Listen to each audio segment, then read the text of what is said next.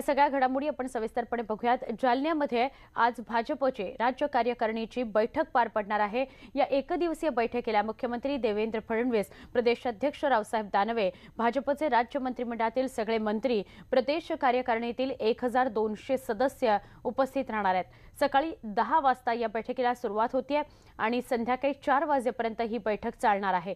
जालना या शहरातल्या कलश सीड्स कंपनीच्या मैदानावर ही बैठक होणार असून बैठकीसाठी जय्यत तयारी पूर्ण झालेली आहे, ज्यात लोकसभा निवडणुकांच्या रणनीतीवर चर्चा होणं अपेक्षित आहे। यावेळी युतीच्या नव्या फॉर्म्युल्यावर चर्चा होऊन त्या अनुषंगाने शिवसेना पक्षप्रमुखांशी संपर्क साधला जाऊ शकतो। या बैठकीनंतर जालना शहरातील मामा चौकामध्ये आयोजित जाहीर सभेत मुख्यमंत्री देवेंद्र फडणवीस भाजप कार्यकर्त्यांना मार्गदर्शन करणार आहेत। आमचे प्रतिनिधी सिद्धार्थ गोदाम यांच्याकडे आपण जाणार आहोत आणि त्यांच्याकडून अधिक माहिती घेणार आहोत। सिद्धार्थ, अत्यंत महत्त्वाची अशी ही बातमी आहे, लोकसभा निवडणुकांच्या पार्श्वभूमीवर युती होणार की नाही, भाजप एकटं लढणार असेल तर कशा पद्धतीने त्यांची रणनीती असेल, या सगळ्यावर आज चर्चा होईल। सुवर्ण, खऱ्या अर्थाने ही जी भाजपची बैठक असते ती वर्षातून 3 ते 4 बैठका होतात। 3 प्रत्येक दर महिन्याला होते आणि पुढच्या 3 महिन्यामध्ये काय करायचं यासाठीचे ठराव काही या ठिकाणी निर्णय घेतले जातात। आता कोर कमिटीची बैठक सुरू आहे, त्यामध्ये मुख्यमंत्री असतील किंवा प्रदेशाध्यक्ष रावसाहेब दानवे असतील हे त्या बैठकीमध्ये आहेत आणि ती बैठक झाल्यानंतर मात्र जे पदाधिकारी आहेत राज्यभरातले ते या ठिकाणी बैठकीला येतील। जी प्रदेश कार्यकारिणीची बैठक असेल त्या सभास्थानी मी आहे आणि अनेक पदाधिकारी जे आहेत भाजपचे राज्यभरातून या ठिकाणी आलेले आहेत। काही वेळेमध्येच या ठिकाणी जे आहे सुरू होईल। जसे आपली उत्सुकता आहे की सेना भाजपच्या युतीबद्दल चर्चा होईल की या ठिकाणी, तर जे ज्येष्ठ नेते त्यांनी सांगितलेलं की भाजपच्या असल्या परिषदांमध्ये युतीची चर्चा होत नाही किंवा राजकीय निर्णयाची चर्चा या ठिकाणी होत नाही, तर फक्त पुढील 3 महिन्यामध्ये कार्यकर्त्यांना काय संदेश द्यायचा यासाठीची ही बैठक। म्हणजे थोडक्यात या ठिकाणी युतीबद्दलची कसल्याही पद्धतीची चर्चा किंवा निर्णय होऊ शकत नाही हे स्पष्ट जर झाले असलं तर येणारी लोकसभा आणि विधानसभेसाठी कार्यकर्त्यांनी कसं सज्ज राहायचं हा संदेश दिला जाईल इथून। अगदी सिद्धार्थ, या सगळ्या बैठकी संदर्भातले अपडेट्स आम्ही आपल्याकडनं घेत राहणार आहोत। तुर्तास धन्यवाद। पुढची बातमी, शिवसेना पक्षप्रमुख उद्धव ठाकरे यांनी आगामी लोकसभा विधानसभा निवडणुकीमध्ये भाजपशी युती करण्याबाबत खासदारांशी चर्चा करण्यासाठी बैठक बोलावलेली आहे। यामध्ये लोकसभा निवडणुकांसंदर्भात चर्चा केली जाणार आहे, तसंच युतीबाबत देखील चर्चा होण्याची शक्यता आहे। काही खासदारांनी युतीची भूमिका ठाकरे यांच्यापुढे मांडल्यावर स्वबळावर लढण्याची भीती वाटत असेल तर लढू नका असं काही खासदारांना उद्धव ठाकरेंनी सुनावलं होतं। ठाकरे आता खासदारांची युती आणि शेतकऱ्यांच्या प्रश्नी चर्चा करणार आहेत असं कळतंय। सगळ्या बैठका पार पडल्यानंतर ते युतीबाबत भूमिका मांडतील असं ज्येष्ठ नेत्यांनी स्पष्ट केलेलं आहे। त्यानंतर आठवड्याभरामध्ये आमदार, विभाग प्रमुख आणि शाखा प्रमुख स्तरावर बैठका आयोजित केल्या जाणार आहेत। आज होणाऱ्या बैठकीबद्दल शिवसेना खासदार संजय राऊत यांनी काय प्रतिक्रिया दिली ती सुद्धा पाहूयात। मला असं वाटतं की 31 तारखेला संसदेचं अधिवेशन एक सुरू होत आहे इंटरिम बजेटसाठी आणि त्या संदर्भात ते शेवटचं अधिवेशन असल्यामुळे या काळातलं 5 वर्षातलं शिवसेना पक्षप्रमुख सगळ्या खासदारांशी चर्चा करतील की पुढल्या 7-8 दिवसामध्ये सेशनच्या काळामध्ये कोणते विषय महत्त्वाचे आहेत, काय घडामोडी घडू शकतात। ही एक नियमित एक मीटिंग अशी होत असते आमची, त्या संदर्भातलीच मीटिंग वेगळं मला वाटत नाही काही। या सगळ्याविषयी बोलूया आमचे प्रतिनिधी उदय जाधव यांच्याशी। उदय, काय सांगाल, अनेक खासदार शिवसेनेचे सकारात्मक आहेत युतीबाबत, पण आज मात्र उद्धव ठाकरे आणि सगळे खासदार एकमेकांशी थेट बोलतील आणि संवाद सुरू होईल, विचारांचं आदान प्रदान होईल। युतीबाबत काय चर्चा होऊ शकते? अगदी बरोबर आहे सुवर्ण, सर्वांचं लक्ष लागलेलं आहे ते म्हणजे युती होणार का आणि युतीबद्दल चर्चा होणार का, युतीबद्दल काय निर्णय होतो तोच। थोड्याच वेळात म्हणजे दुपारी 12 वाजता मातोश्रीवरती शिवसेना पक्षप्रमुख उद्धव ठाकरे यांच्या उपस्थितीमध्ये शिवसेनेच्या सर्व विद्यमान खासदारांची महत्त्वाची चर्चा होणार आहे। या चर्चेमध्ये प्रत्येक खासदाराचा मतदारसंघ आहे त्या संदर्भात आढावा घेतला जाणार आहे। त्याचबरोबर मोदी सरकारचं येत्या 31 तारीखपासून जे शेवटचं अधिवेशन सुरू होणार आहे हे बजेट अधिवेशन असणार आहे। त्यानंतर लोकसभा निवडणुकीला सामोरं जावं लागणार आहे, त्यामुळे हे अधिवेशन फार महत्त्वाचं असणार आहे। या अधिवेशनामध्ये शिवसेनेचे खासदारांनी नेमकी काय भूमिका मांडायची या संदर्भात शिवसेना पक्षप्रमुख उद्धव ठाकरे सर्व खासदारांना निर्देश देणार आहेत। त्याचबरोबर युती संदर्भात सर्वात महत्त्वाचं म्हणजे जालन्यामध्ये भाजपच्या कार्यकारिणीची महत्त्वाची बैठक होते आहे। या बैठकीनंतर स्वतः मुख्यमंत्री देवेंद्र फडणवीस हे पत्रकार परिषद घेणार आहेत। त्या पत्रकार परिषदेमध्ये ते काय निर्णय जाहीर करतात, त्याचबरोबर मातोश्रीवरती शिवसेना पक्षप्रमुख उद्धव ठाकरे आपल्या खासदारांना काय निर्णय जाहीर करून सांगतात हे देखील बघणं महत्त्वाचं ठरणार आहे। या दोन्ही नेत्यांच्या या निर्णयावरती युतीचं भवितव्य अवलंबून असणार आहे। युती करावी की न करावी आणि नेमक्या किती सीट लढवावा या संदर्भात देखील चर्चा होण्याची शक्यता आहे। तर काय नेमकं घडतंय आजच्या बैठकीत आपल्याला पाहावं लागणार आहे सुवर्णा। नक्की, आणि या बैठकी संदर्भातले सगळे अपडेट्स उदय आम्ही आपल्याकडनं घेत राहणार आहोत। धन्यवाद तुर्तास ही माहिती दिल्याबद्दल।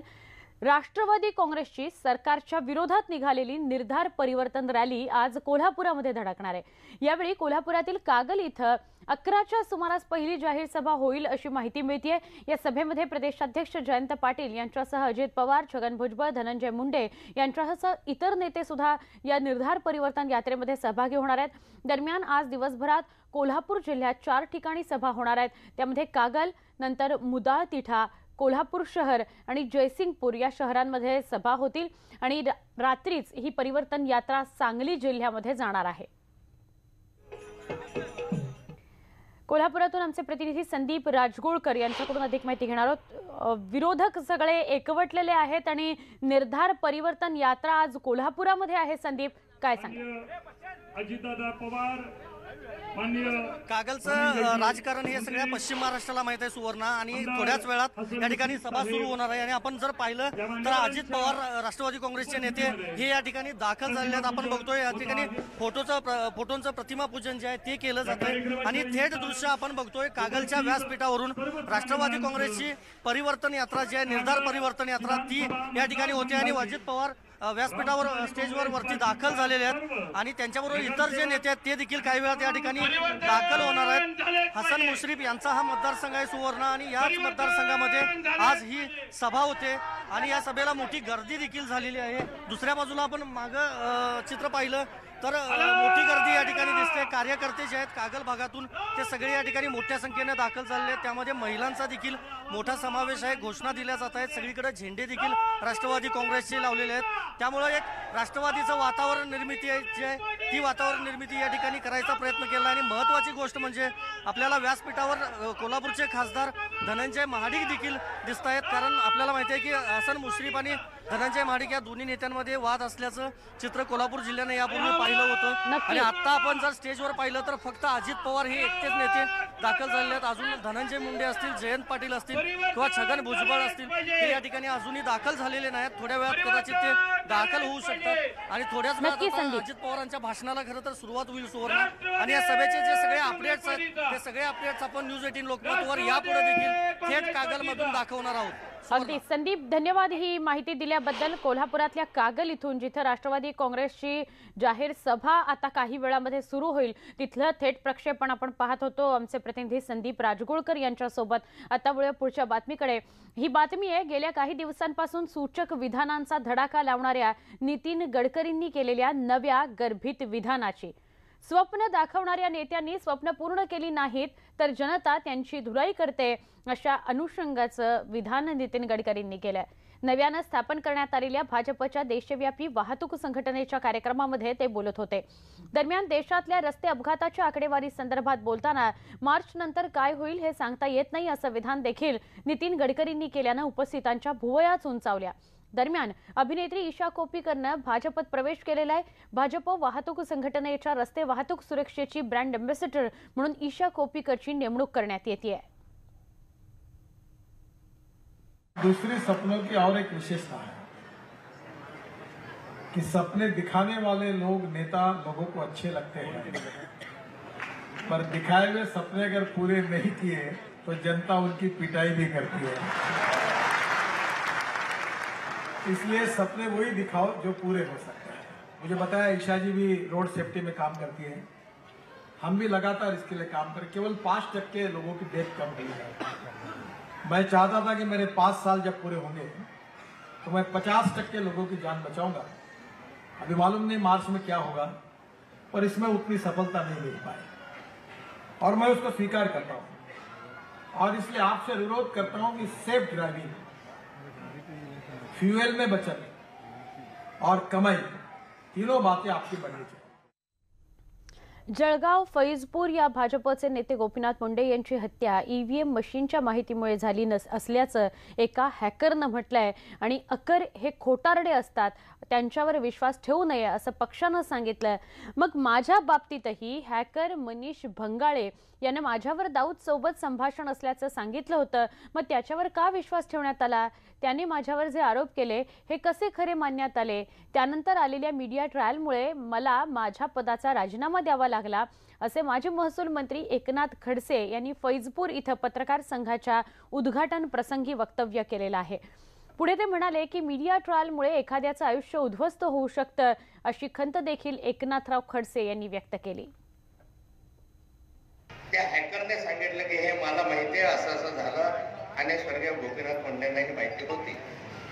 त्या हॅकर आहे सांगितलं ना, त्याच्या हॅकरवर विश्वास ठेवायचा नाही असं आमच्या पक्षाने सांगितलं। हॅकर वगैरे बदमाश असतात, चोर असतात, त्याच्यावर विश्वास ठेवायचा नाही। ठेवायचा नाही, पण तो मनीष भंगाळे हॅकरच होता।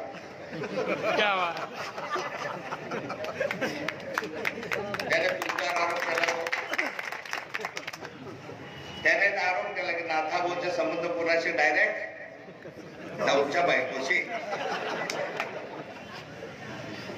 होते का नाही?